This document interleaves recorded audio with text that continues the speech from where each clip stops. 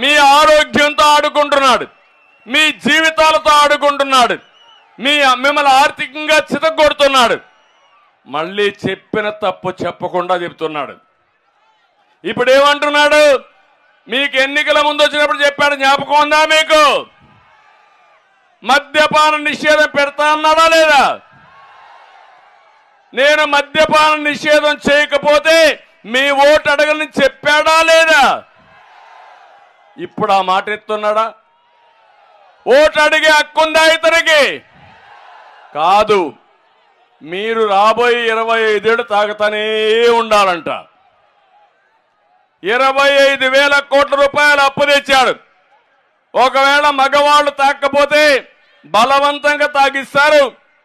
బానిసత్వం అలవాటు చేసే మనస్తత్వం ఈ ముఖ్యమంత్రి అని చెప్పి కూడా నేను మీకు తెలియజేస్తున్నా.